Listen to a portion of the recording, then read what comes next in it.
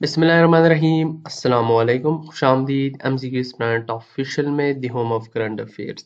इस वीडियो में हम आपके साथ जनवरी 2024 के पहले और दूसरे हफ्ते के 35 से ज़ायद अहम तरीन पाकिस्तान और इंटरनेशनल करंट अफेयर्स शेयर करेंगे। इस वीडियो की PDF फाइल अवेलेबल नहीं है क्योंकि मंथ के लास्ट में यानी कि जैसे ही महीने पूरा होगा पाकिस्तान करंट अफेयर्स की अलग से और इंटरनेशनल करंट अफेयर्स की अलग से PDF फाइल्स हमारे वेबसाइट पर अपलोड कर दी जाती है। तो जो मंथली वीडियो होगी उसमें आपके साथ PDF फाइल की डाउनलोड लिंक, क्विज की लिंक, पासवर्ड, ये तमाम चीज़ें शेयर होंगी। इस वीडियो को एज ए नॉलेज के तौर पे ले, अगर कोई PDF डाउनलोड करने की वजह से ये वीडियो देख रहा है तो वीडियो में आपको PDF के बारे में कोई इन्फॉर्मेशन नहीं मिलेगी और ना उसका पासवर्ड मिलेगा। हाँ, इस वीडियो में जितने भी MCQs शेयर किए गए हैं वो सब हमारी वेबसाइट mcqsplanet.com पर अवेलेबल है, जिसकी लिंक्स आपके साथ वीडियो डिस्क्रिप्शन में शेयर कर दी गई है। डेली बेसिस पे करंट अफेयर्स अपलोड होते हैं, हमारे जितने भी सोशल मीडिया नेटवर्क्स है आप उनको ज्वाइन कर सकते हैं। तो आपको डेली बेसिस पे करंट अफेयर्स की अपडेट्स मिलती रहेगी। व्हाट्सएप के ग्रुप का लिंक भी हमारे वीडियो डिस्क्रिप्शन में शेयर कर दिया गया है, इंस्टाग्राम का भी मौजूद है और हमारे फेसबुक हैंडलर्स का भी मौजूद है। आप हमें फॉलो कर सकते हैं, हमें ज्वाइन कर सकते हैं, हमें लाइक कर सकते हैं। अगर वीडियो अच्छी लगती है तो एक लाइक ज़रूर करें और वीडियो को शेयर करें ताकि ज़्यादा से ज़्यादा लोग इस वीडियो से फ़ायदा उठा सकें। और अगर आपने अपडेटेड रहना है करंट अफेयर्स के साथ और अपनी अच्छी प्रिपरेशन करनी है सब्सक्राइब के बटन पे ज़रूर क्लिक करें ताकि इन फ्यूचर आपसे कोई वीडियो मिस ना हो। प्रे फॉर फ़लस्तीन। आपको विजुअल्स भी शो हो रहे होंगे तो बहुत तकलीफ़ में है हमारे फ़लस्तीन बहन भाई और कोई दिन नहीं है कि उनके ऊपर मिसाइल्स न बरसाए जाए और वो कोई भी रात सुकून से नहीं गुजार सकते। ये हमारा हक बनता है कि उनके लिए आवाज़ उठाएं, उनके लिए दुआ करें, बाइकआउट करें, सोशल मीडिया पे अवेयरनेस फैलाएं और जितनी हमारी इस्तिताअत हो हम उनकी मदद करें और हर फोरम पे हर जगह में उनके लिए आवाज़ उठाएं। ये स्पेशल ऑफर है हमारा। अगर कोई करंट अफेयर्स पैक 2024 अवेल करना चाहता है या इंग्लिश MCQs का पैक अवेल करना चाहता है वो इस लिंक पे जाके क्लिक करें। ये लिंक आपके साथ वीडियो डिस्क्रिप्शन में भी शेयर कर दी गई है या आप सीधा इस लिंक को गूगल के सर्च में पेस्ट कर सकते हैं। आपको ये पेज मिल जाएगा पैकेज डिटेल्स का। तो पहले स्टार्ट करते हैं पाकिस्तान करंट अफेयर से। In January 2024 BRT Peshawar bags its dish international award for sustainable transport.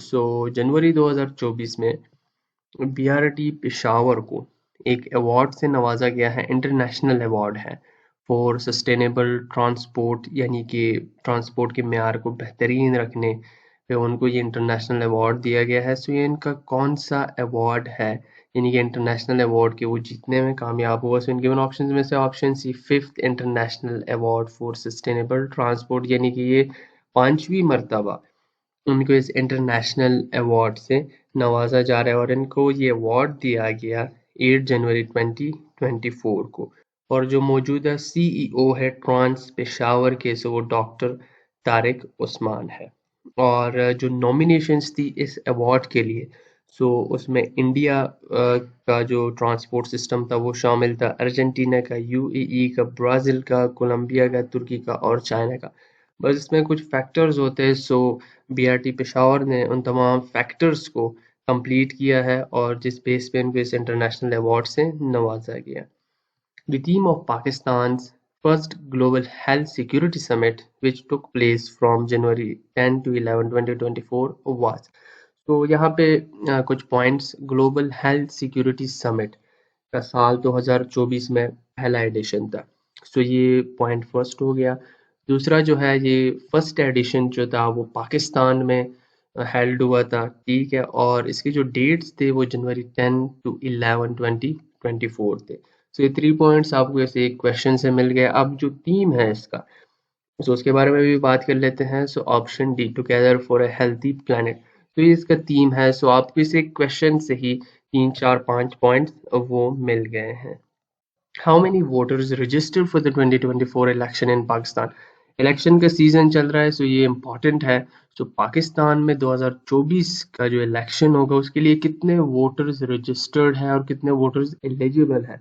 तो इनके उन ऑप्शंस में से ऑप्शन बी 128.585 मिलियन यानी कि 12 करोड़ यानी कि तकरीबन लगभग 13 करोड़ लोग जो है वो पाकिस्तान में वोटिंग के लिए एलिजिबल है। सो अगर बात की जाए सो इसमें से 59.322 मिलियन ये फीमेल्स वोटर रजिस्टर्ड है यानी कि तकरीबन 6 करोड़ और 69.263 मिलियन मेल्स यानी कि 7 करोड़ और ये 175 पॉलिटिकल पार्टीज जो है वो जनरल इलेक्शन 2024 में हिस्सा ले रही है। How many female voters registered for election 2024 in Pakistan? So इससे पहले MCQs में भी ये शेयर हो चुका है बट यहाँ पे ब्रीफली शेयर होगा। सो इनके उन ऑप्शंस में से ऑप्शन डी 59.322 मिलियन यानी कि तकरीबन 6 करोड़ फीमेल रजिस्टर्ड है पाकिस्तान में फॉर द इलेक्शंस 2024 के लिए। How many male voters registered for election 2024 in Pakistan? So in given options में से option C 69.263 मिलियन यानी कि तकरीबन 7 करोड़ के करीब। अगर परसेंटेज की बात की जाए सो मेल वोटर्स वो 54% of the nation total electorate को प्रेजेंट कर रहे हैं और फीमेल्स जो वोटर्स है वो 46% of the total voter population of the country को रिप्रेजेंट कर रही है। और जो मेल्स वोटर की जो तादाद है वो पहले जो 2018 के इलेक्शन में रजिस्टर्ड थी वो 59.2 मिलियन थी। अब जो 2023 के जो इलेक्शन हैं यानी कि तकरीबन 10 मिलियन यानी कि 1 करोड़ वोटर्स का वो इजाफा हो चुका है मेल्स की तादाद में इस पिछले 5 सालों में से यानी कि 2023 तक। In Pakistan dash percent male voter represent the nation's total electorate. So इसके बारे में अभी भी बात हो चुकी है। So 54% option C. In Pakistan dash percent female voter represent the nation's total electorate. So option D 46%। अब आ जाते हैं province wise. So Punjab is the most populated province with up to 20 million registered voters for election 2024। सो पाकिस्तान का सबसे आबादी वाला जो सूबा है वो पंजाब है। सो इसमें कितने मिलियन वोटर्स जो है वो रजिस्टर्ड है इलेक्शन 2024 के लिए। सो ऑप्शन सी 72.3 मिलियन यानी कि 7 करोड़ से जायद लोग जो है वो रजिस्टर्ड है और यानी कि makes up 56.9% of the nation entire electorate यानी कि 56 यानी कि 57% वोटर्स जो है वो पंजाब में मौजूद है। The number of registered voters in Sindh is dash million in the general election for 2024। so Sindh में कितने मिलियन रजिस्टर्ड वोटर्स है। सो ऑप्शन सी 26.6 मिलियन यानी कि आप कह सकते हैं कि 2 करोड़ 50 लाख 60-70 लाख के करीब जो है वो वोटर्स रजिस्टर्ड है सिंध में वोटिंग के लिए। The number of voters in Balochistan. So Balochistan Pakistan का रकबे के लिहाज से सबसे बड़ा सूबा है पर यहाँ पे पॉपुलेशन वो सबसे कम है। सो कितने वोटर जो है वो रजिस्टर्ड है। सो ऑप्शन ए 5.2 मिलियन यानी कि 52 लाख के करीब जो वोटर्स है वो पूरे बलूचिस्तान में रजिस्टर्ड है for the voting. The ECP on January 12, 2024 delisted Daesh political parties due to their failure to conduct required inter-party elections। देखिए अगर आपने अपनी पार्टी को इलेक्शंस के लिए वो रजिस्टर्ड कराना है सो इसके लिए आपके इंट्रा पार्टी इलेक्शन होना ज़रूरी है यानी कि आपका चेयरमैन जनरल सेक्रेटरी सो ये तमाम लोग जो है उनके इलेक्शंस और ये तमाम प्रोसीजर सेटअप आपका होना चाहिए। सो 12 जनवरी 2024 को ईसीपी ने कितनी पॉलिटिकल पार्टीज को डीलिस्ट किया क्योंकि उनका जो इंटर पार्टी इलेक्शंस था वो कराने में वो फेल हुए। सो इनके उन ऑप्शंस में से ऑप्शन सी 13 पॉलिटिकल पार्टीज को यानी कि टोटल 15 पॉलिटिकल पार्टीज वो अंडर ऑब्जर्वेशन थी जिसमें से 13 पॉलिटिकल पार्टीज को वो डीलिस्ट कर दिया गया है। When Supreme Court restores ECP order for withdrawal of bid as PTI symbol। So simple words में कि कब सुप्रीम कोर्ट ने जो ECP ने जो ऑर्डर दिया था कि PTI का जो बैट का सिंबल है वो PTI इलेक्शंस में यूज नहीं कर सकती। सो सुप्रीम कोर्ट ने ECP के इस फैसले की तायीद की और ECP का जो ऑर्डर था उसको लागू किया। तो यानी कि कब पीटीआई से जो बैट का सिंबल था वो छीन लिया गया? सो ऑप्शन बी 13 जनवरी 2024 को। Who will present Pakistan at the 54th annual meeting of the world economic forum, यानी कि WEF के 54th वन एनुअल जो मीटिंग होती है, सो उसमें पाकिस्तान को कौन रिप्रेजेंट करेगा? So option A prime minister of Pakistan मौजूद है, जो केयर टेकर प्राइम मिनिस्टर है अनवरुल हक काकड़। उसकी 54th वन एनुअल मीटिंग जो है ये डेवोस स्विट्जरलैंड में मुनक्किद हुई है और ये 15 टू 19 जनवरी 2024 तक जारी रहेगी।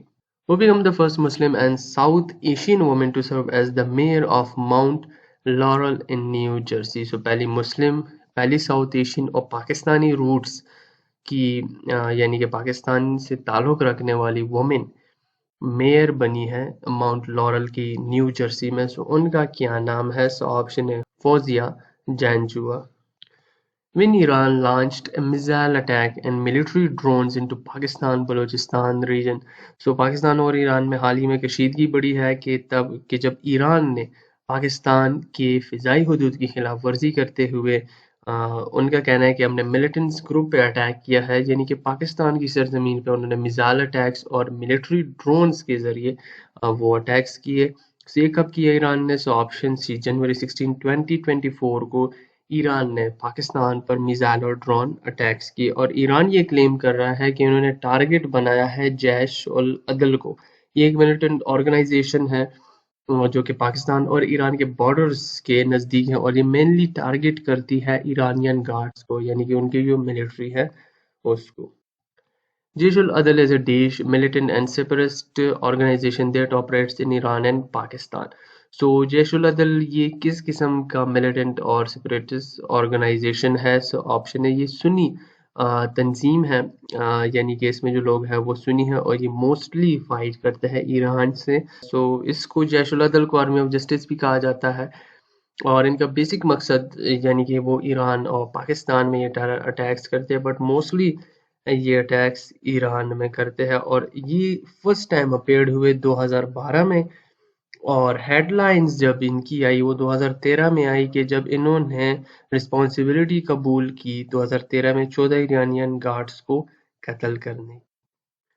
Pakistan has received the second tranche of $1 million from the IMF under the Standby Agreement. So IMF से पाकिस्तान को दूसरी किस्त कितने डॉलर्स की मिली? सो इनके ऑप्शंस में से ऑप्शन डी 705.6 मिलियन। सो पाकिस्तान और साथ ही साथ जो UAE है उसने भी अपना रोल ओवर जो है वो कंफर्म कर दिया है इस साल के लिए भी 2024 के लिए भी $1 बिलियन का, जो कि पाकिस्तान की स्टेट बैंक में मौजूद है। When Pakistan launched an retaliatory attack against terrorism hideouts in Sistan और बलूचिस्तान प्रोविंस ऑफ ईरान, यानी कि कब पाकिस्तान ने जवाबी कार्रवाई की ईरान में और निशाना बनाया मिलिटेंट्स यानी कि टेररिस्ट हाइडआउट्स को सिस्तान बलूचिस्तान प्रोविंस जो कि ईरान में वाक़या है उधर से। इनके ऑप्शन में से ऑप्शन सी जनवरी 18 2024 को पाकिस्तान ने ईरान में मिसाइल स्ट्राइक्स किए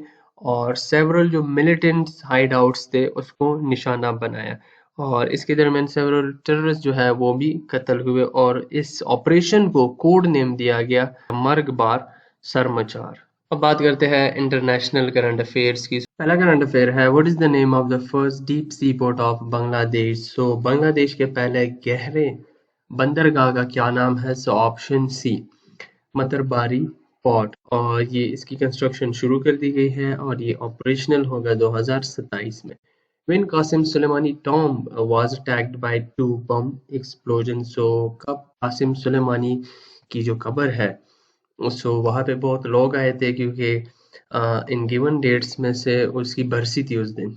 सो वहाँ पे 2 बम एक्सप्लोसिव हुए, 2 धमाके हुए। तो इन गिवन ऑप्शंस में से ऑप्शन बी 3 जनवरी 2024 को उनकी कब्र पे वो 2 बम एक्सप्लोजन्स हुए और यानी कि उनका ग्रेव जो है वो करमन ईरान में वाक़या है और इस अटैक्स की वजह से 94 से ज़ायद यानी कि 100 से ज़ायद लोगों की मौत हो चुकी है और 300 से ज़ायद वो इंजर्ड हैं। Who claimed responsibility for the attack on Qasim Soleimani at his grave in eastern Kerman, Iran.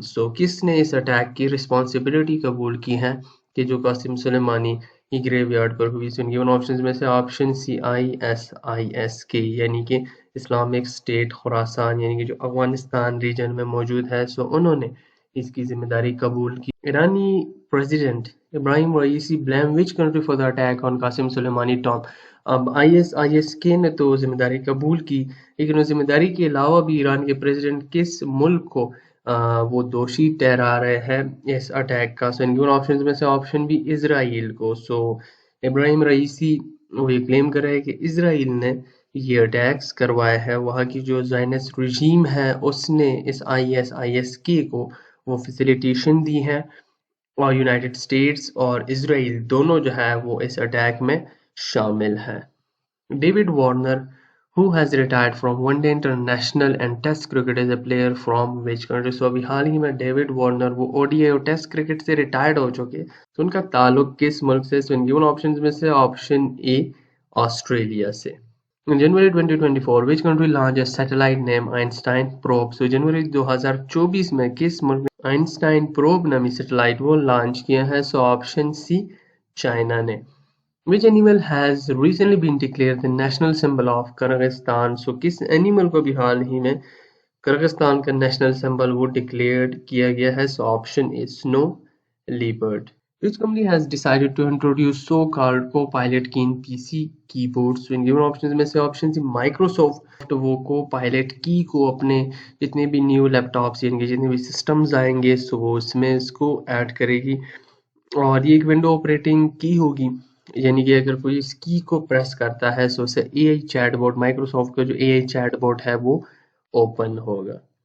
2024 Bangladeshi general election took place in Bangladesh on। Bangladesh में जनरल इलेक्शंस 2024 वो कब मुनक़िद हुए? ऑप्शन सी 7 जनवरी 2024 को ये इलेक्शंस वो कंडक्ट हुए, और शेख हसीना जो है वो चौथी बार ये इलेक्शन जीतने में कामयाब रही। उन्होंने 223 सीट्स जीती इस इलेक्शन में। NATO has signed a contract to buy 1000 units of which missile defense system? In given options में से ऑप्शन सी पेट्रियट। नेटो ने भी हाल ही में मेंबर कंट्रीज इन यूरोप उससे कॉन्ट्रैक्ट किया है $5.5 बिलियन का कि वो परचेज करेंगे 1000 पैट्रियट एयर डिफेंस मिसाइल्स कि वो बोस्टर करे सिक्योरिटी को threat from the Russian side, यानी कि वहाँ के जितने भी बॉर्डर्स है जो कि रशिया के साथ जिन यूरोपियन कंट्रीज के वो टच होता है, वहाँ पे वो इस सिस्टम्स को तैनात करेगा। 1000 यूनिट्स वो परचेज करेगा पेट्रियट मिसाइल डिफेंस सिस्टम की। In which country is the Al Udeid Air Base located, where the United States had recently extended its military presence for another 10 years? किस मुल्क में अल उदेद एयर बेस वाक़या है जहाँ पे यूएस ने अपनी मिलिट्री जो प्रेजेंस है उसको मजीद 10 सालों के लिए वो एक्सटेंड कर दिया है? इनके ऑप्शन में से ऑप्शन बी कतर में ये वाक़या है। Which Chinese city hosts the annual ice and snow festival known for its large-scale ice sculptures? In given options में से ऑप्शन सी हर्बिन में ये annual ice and snow festival वो मुनक़िद हो रहा है, ये चाइनीज सिटी है। When US and UK launch air and sea strike against Houthi military targets in Yemen? कब USA और UK ने यमन में हूती मिलिट्री के टारगेट्स पे स्ट्राइक्स किए, एयर और सी स्ट्राइक्स किए? इन गिवन ऑप्शंस में से ऑप्शन बी जनवरी 12 2024 को यूएस और यूके ने वो एयर एंड सी स्ट्राइक्स किए यमन हूती टारगेट्स पे, और इस जो ऑपरेशन थी उसमें Australia, Bahrain, Canada, Netherland, Denmark, Germany, New Zealand और साउथ कोरिया की मदद भी शामिल थी। In January 2024, which country launched air and sea strike against Houthi military targets in Yemen? ये एक अलग पर्सपेक्टिव से, यानी कि उस क्वेश्चन को चेंज करके आपके साथ शेयर किया गया है। लेकिन कंसेप्ट वही सेम है, लेकिन कभी कभार एग्जाम्स में भी ऐसा होता है कि मीनिंग सेम होती है, उसकी जो कंसेप्ट होता है वो सेम होता है, लेकिन क्वेश्चन को थोड़ा बहुत चेंज कर दिया जाता है। इस वजह से कंफ्यूज नहीं होना। इन गिवन ऑप्शंस में से option A US and UK. ये first global health security summit was held in which country? इसके बारे में पाकिस्तान करंट अफेयर्स के सेक्शन में भी बात हो चुकी है। पहला जो एडिशन था वो ऑप्शन ए इस्लामाबाद में मुनक़िद हुआ था। The global health security summit 2024 was held in which country? So इससे पहले बात हुई थी फर्स्ट ग्लोबल सिक्योरिटी समिट की, वो भी 2024 में हुआ था, लेकिन कभी-कभार क्वेश्चंस को ऐसे भी चेंज कर दिया जाता है कि फर्स्ट के बजाय 2024 मेंशन कर दिया जाएगा। सो आपने इसमें कंफ्यूज नहीं होना। सो global health security summit 2024 was held इन पाकिस्तान। ठीक है, तो फर्स्ट समिट भी पाकिस्तान में हुआ था और 2024 का भी पाकिस्तान में हुआ है। Countries of particular concern by the US for severe violations of religious freedom. So किस countries को इन given options में से वो designate किया गया है countries of particular concern? So in given options में से option है चाइना, नॉर्थ कोरिया, पाकिस्तान की यहाँ पे जो religious violations होती है, religious freedom की violation होती है। Which country filed a genocide case against Israel at the International Court of Justice? So international court of justice में इसराइल के खिलाफ किस मुल्क ने जेनोसाइड केस वो दायर किया? यानी कि जो इसराइल फलस्तीनियों की नस्लकुशी कर रहा है गाजा में। सो इन गिवन ऑप्शंस में से ऑप्शन बी साउथ अफ्रीका ने ये केस दायर किया इंटरनेशनल कोर्ट ऑफ जस्टिस में terrorist state murder state Israel के खिलाफ। When ICG start hearing of South Africa genocide case against Israel, so कब ICG में इस केस की सुनवाई शुरू हुई? सो ऑप्शन सी 11 जनवरी 2024 को।